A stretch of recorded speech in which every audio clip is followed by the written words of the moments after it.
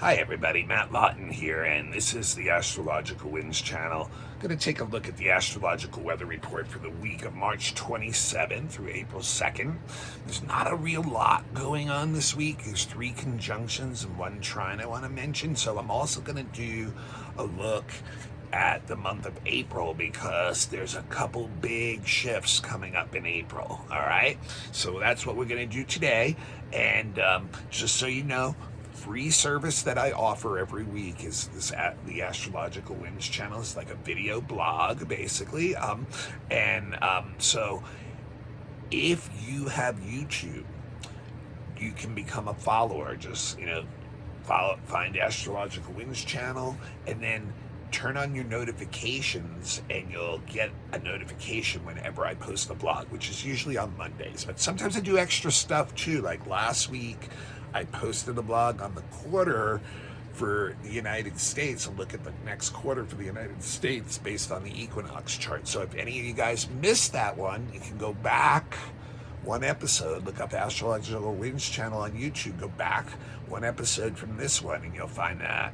And that's a very interesting blog for those of you who are interested in mundane and social, political type astrology. But also, it's available on all kinds of podcasts. Right now, it's just me talking to the camera usually. So, really no need to watch me. And podcasts free you up to do so many other things that you can do while you're listening. You can be driving to work or whatever, So just look up Astrological Winds channel on your favorite podcast. It's distributed by Buzzsprout. It's picked up by, I think, close to 20 different podcasts. Just look it up.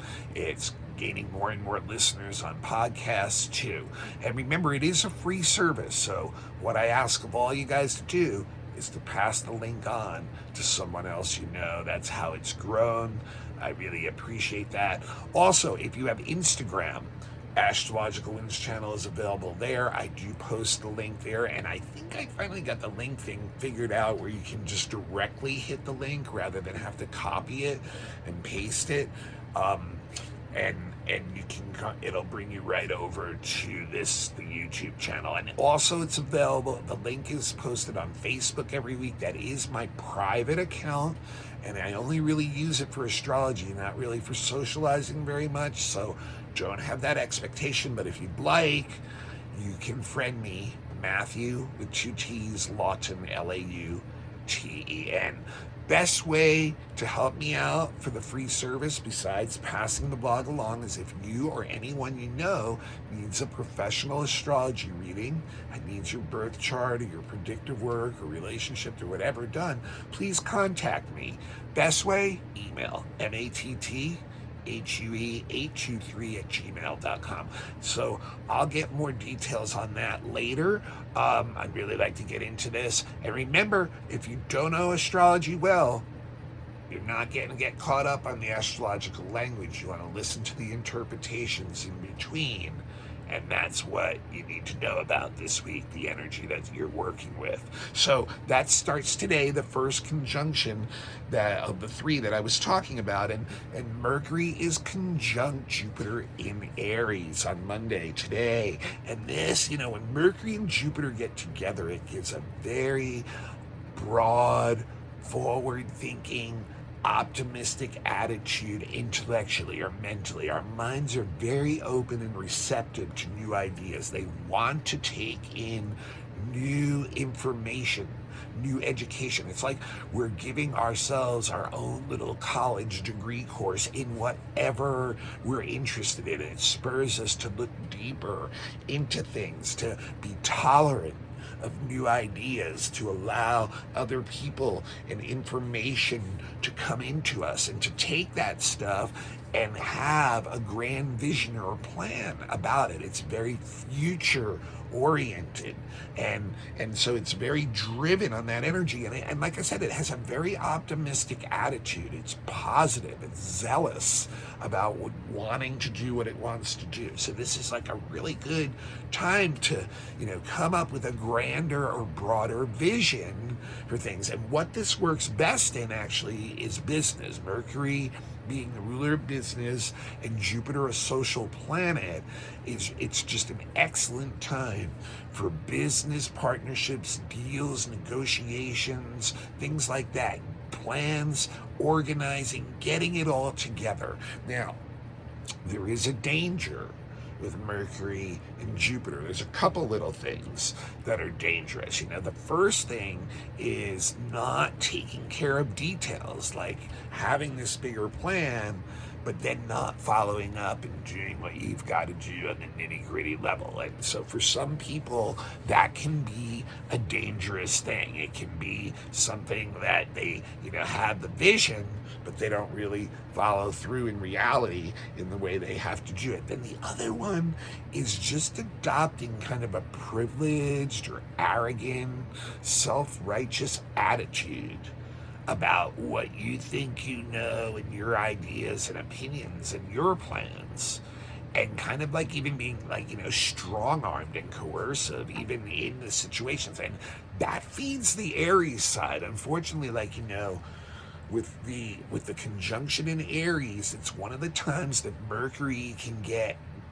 out of its normally detached, objective frame of mind and get into a subjective frame of mind, which can get it impulsive, which can make it get pushy and rash and not well thought out before it's making decisions. So there's a little bit of a danger in this Mercury Jupiter of getting too pushy and really trying to push your ideas and being so zealous about it that you come across as arrogant, and you can actually start to get some resistance. And what's even more interesting about that is Mars is semi-square Uranus today too, same day, and Mars is the ruler of Aries, and that's the sign those conjunctions are in. So Mars can get its ego can get our egos very involved in in what we're thinking too, so it can feed once again that negative side. And what it is like it's excited, just like the Mercury Jupiter is excited about these new ideas, and it wants to do something about it right away. That's what Mars Uranus wants to do. But the semi-square is saying it's not quite time yet. If you push that stuff, what you're going to do is kind of more like upset the apple cart, kind of create edginess that really there's no solution to, and it's kind of almost pointless. But it gives us like these bursts of energy and enthusiasm, and so we may try to initiate things and quickly find out there's too much resistance or things aren't lined up right, which bounces back into Mars, and then a Mercury Jupiter that's in Aries as like angry, as feeling, somebody or something's blocking me, feeling really upset and angry, may do some impulsive things that we regret. So we have to be a little bit careful with this Mercury Jupiter. But then we bounce out to Thursday, and really all three other things I want to mention this week, the other two conjunctions and a trine, all happen on Thursday. But now what's interesting is the trine is with Mars. So now Mars goes from that semi-square with Uranus to a trine with Saturn. And Saturn works great with Jupiter. They bring balance with one another. And the trine is harmony. So what was not the right timing for actually getting the details done and starting to take actions on those plans of Monday start to coalesce on Thursday. And once again, all this, I tell you guys over and over, these aspects don't act in a vacuum. There's a resonance with one another. And so the conjunctions can start energies, and these other aspects pick up on them, and they play in, and they start to harmonize with one another, So this harmony comes in now of the trine with Mars and Saturn. And all of a sudden, Mars is able to have this focus, this concentration, this detail, taking that enthusiasm of the Mercury and Jupiter and focusing it really well, and willing to sacrifice short-term gain for long-term stability, for that future plan that Jupiter wants and that Saturn knows you have to take step by step every day, releasing the energy in a very harmonious and balanced way, not impulsively, not stuck. Nice middle lane. Windows down. Things are feeling good. Good flow going, right? So we have that. So there's like, a nice persistence to that energy. There's a nice, like, using all the skills and our physical abilities and our mind all together to now work on the details, on the fundamentals, and therefore we're very effective. We're building something that's much more stable, that's going to move forward. Now, interesting enough, there's other energies that are also going that day. There's a second conjunction of Venus conjunct Uranus, and so this one is going to affect our relationships mainly. When Venus conjuncts Uranus, there's an excitement again, just like the conjunction of Mercury Jupiter, different kind of excitement. This one is more on the emotional and relationship side of things. It really is seeking new experiences, new information, new people, new ways of doing things with others. And so it wants some excitement, it wants some stimulation through relationship. So it's very, very beneficial because especially because it's a conjunction for new relationships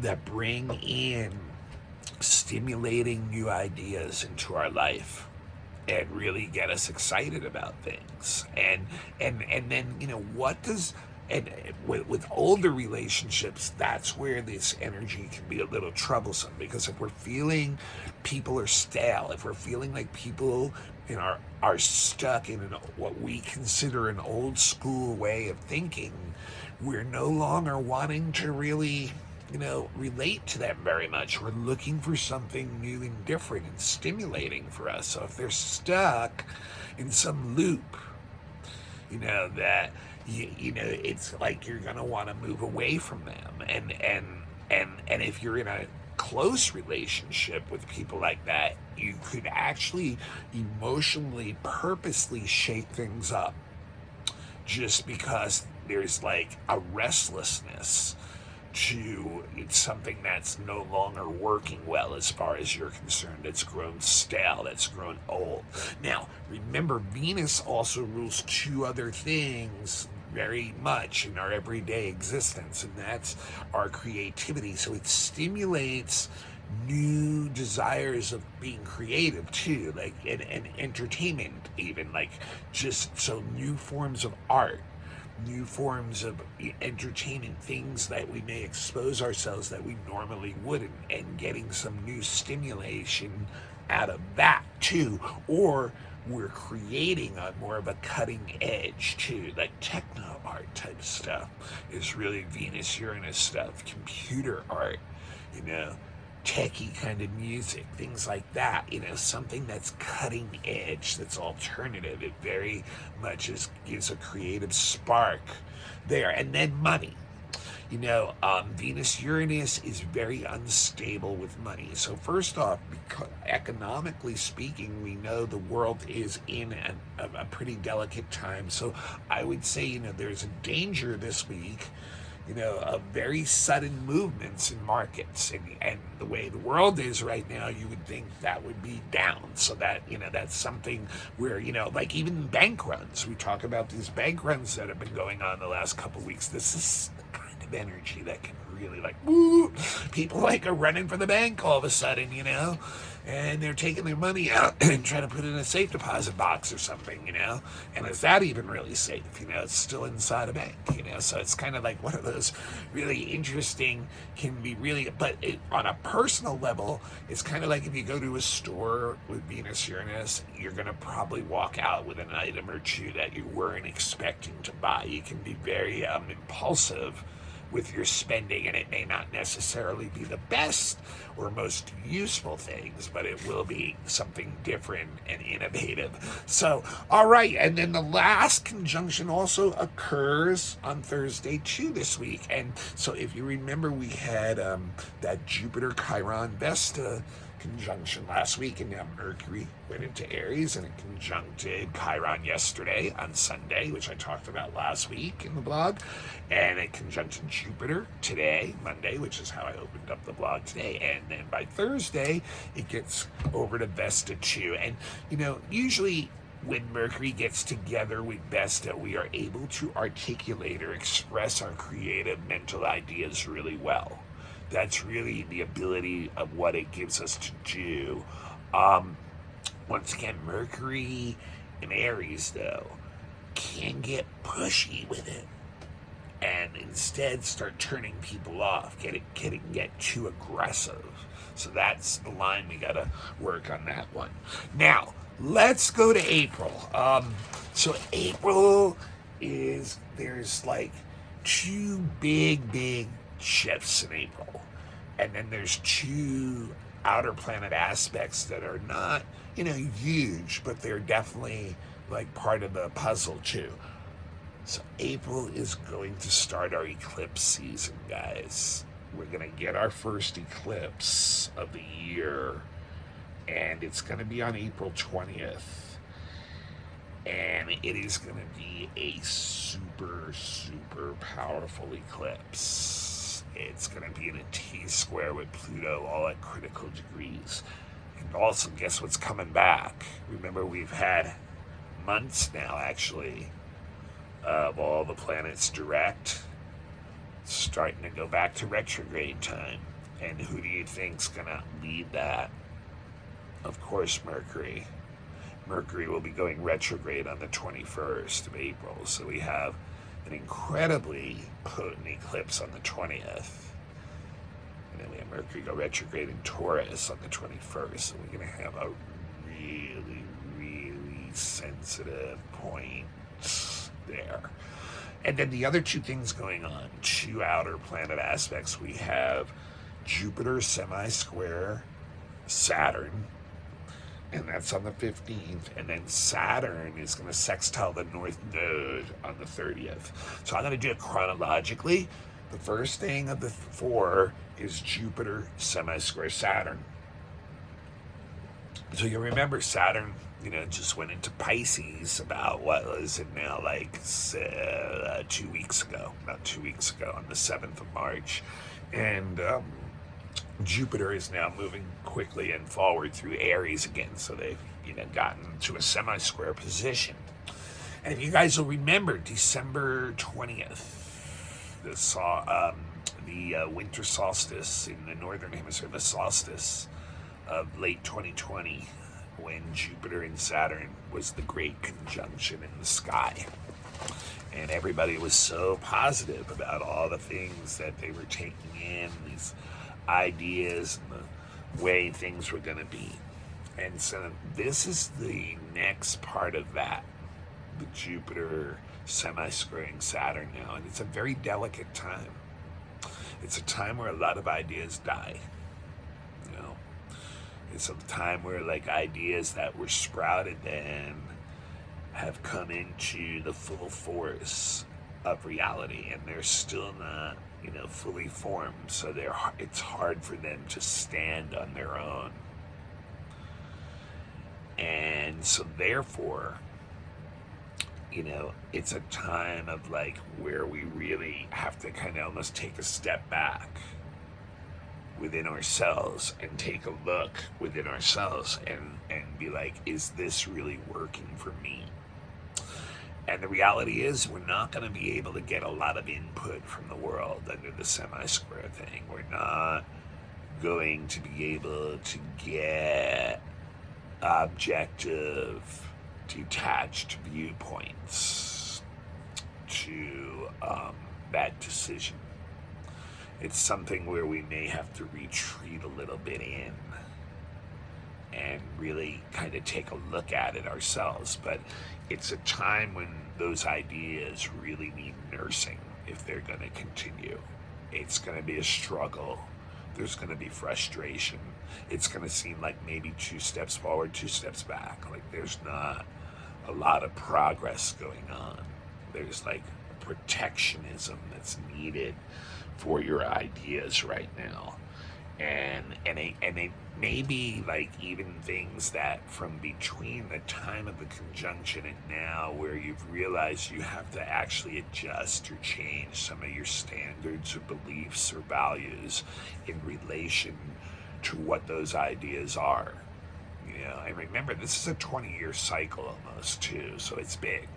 It's a big thing for us inside. What are we working for this huge chunk of time in our life?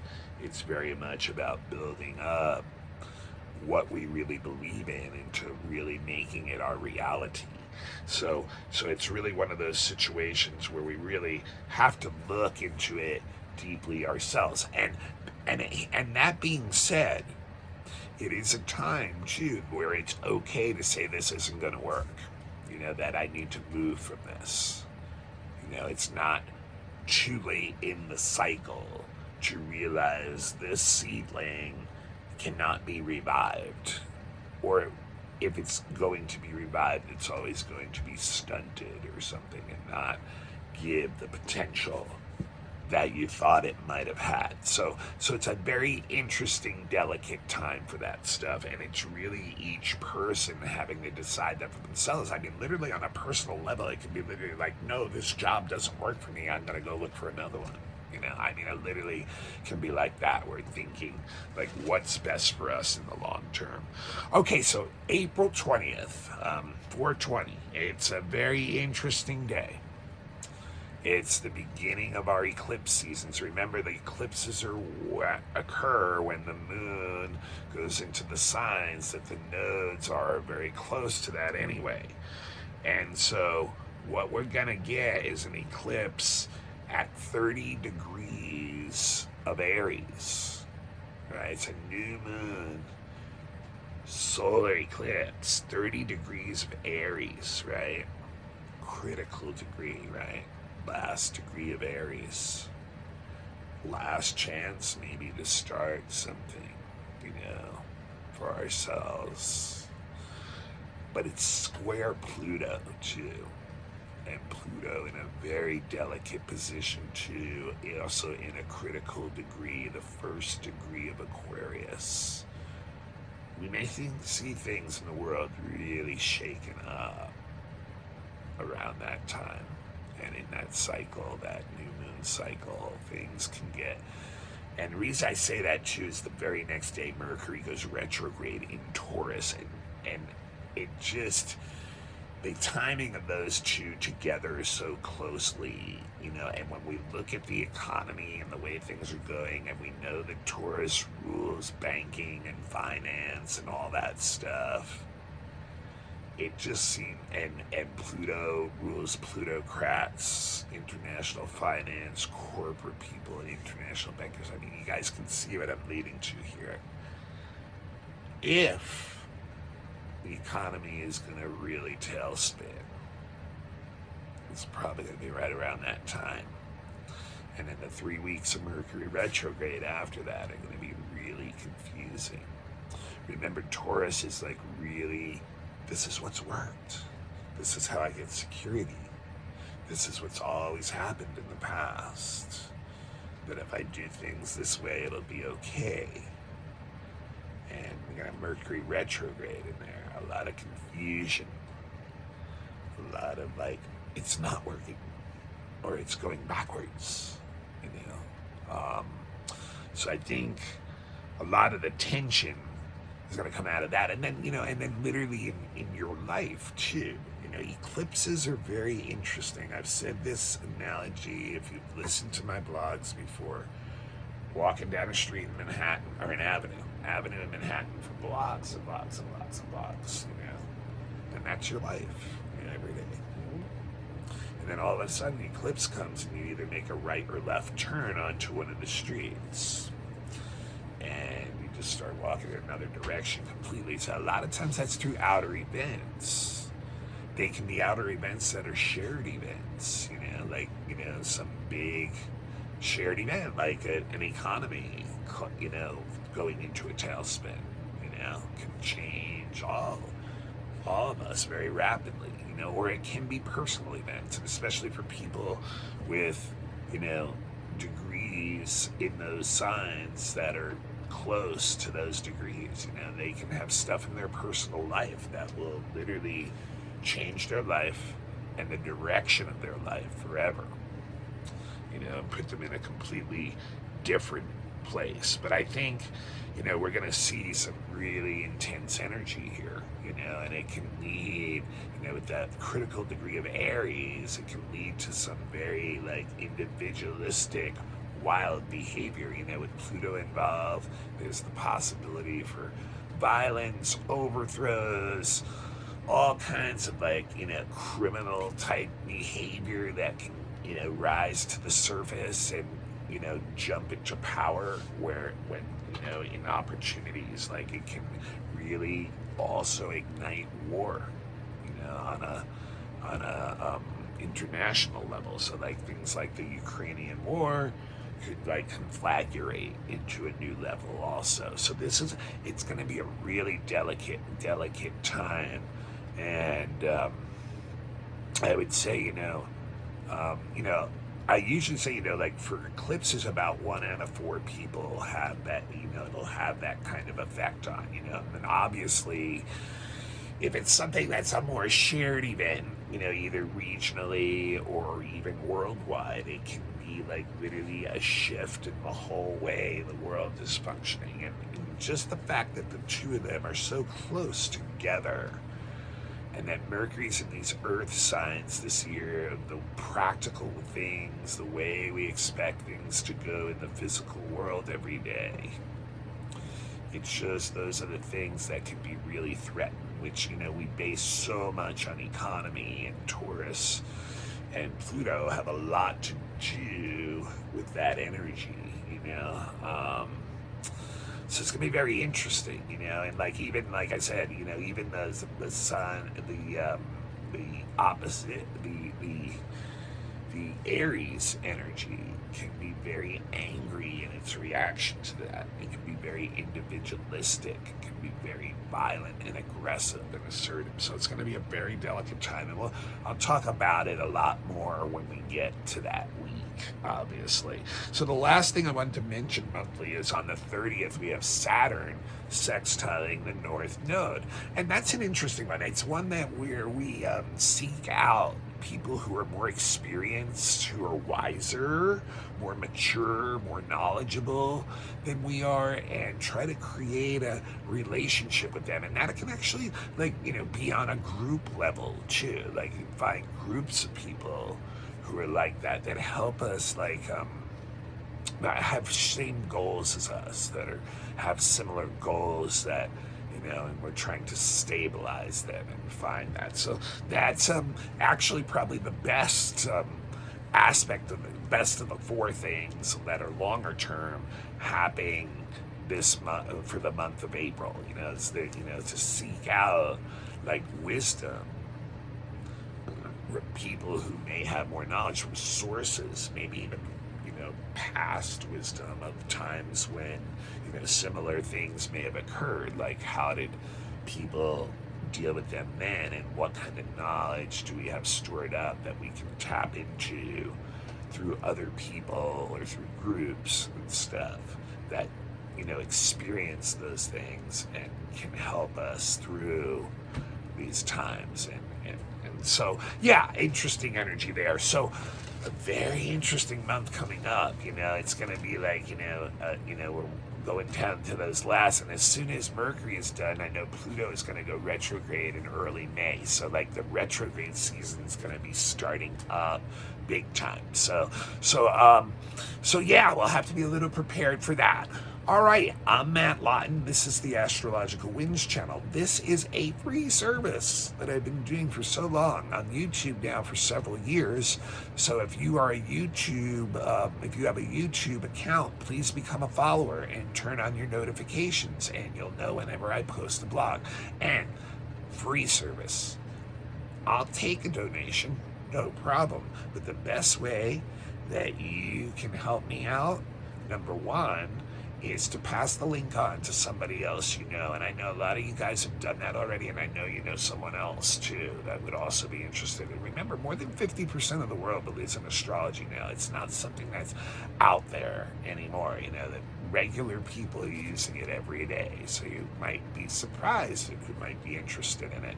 Also, the other way, it's available on podcast too. No reason to have to sit here and watch me on a camera. You can take me with you when you do whatever and listen to it. So just look it up on your favorite podcast, distributed by Buzzsprout to multiple ones. Astrological Winds channel, I know it's in the top 50% now. Let's keep them up.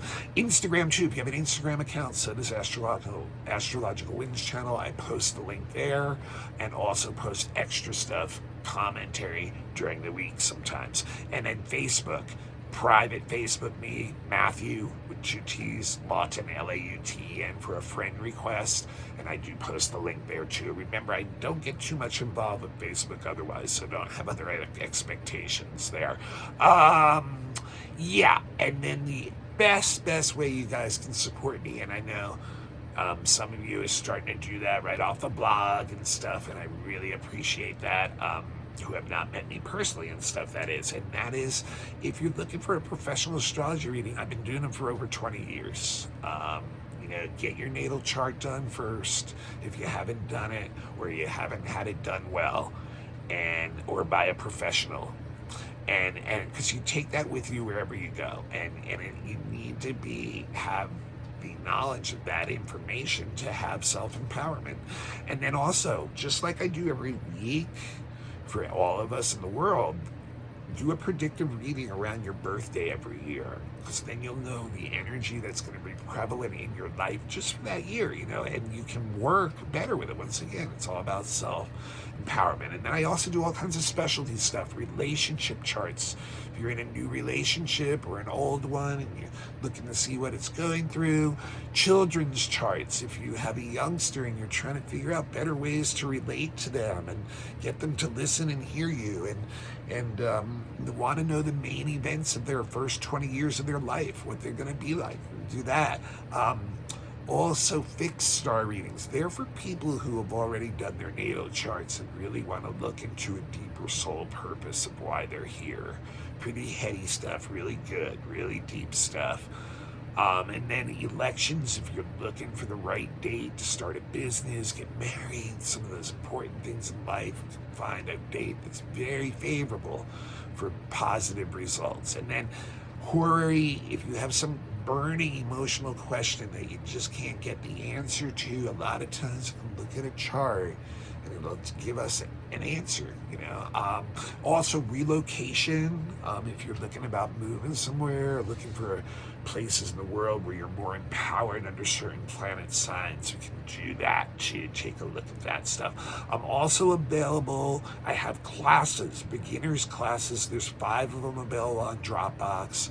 They're $25 a class, or 20 if you're a student, or you can have all 5 at once for $100. And then, you know, anyone who's interested in continuing, I would do more classes. And then if you have a group that needs a lecture, a class, a mini reading, open question and answer session on astrology, entertainment of any kind, just all these things, contact me via email is the best, really, guys. First, the initial contact, mattthue823@gmail.com.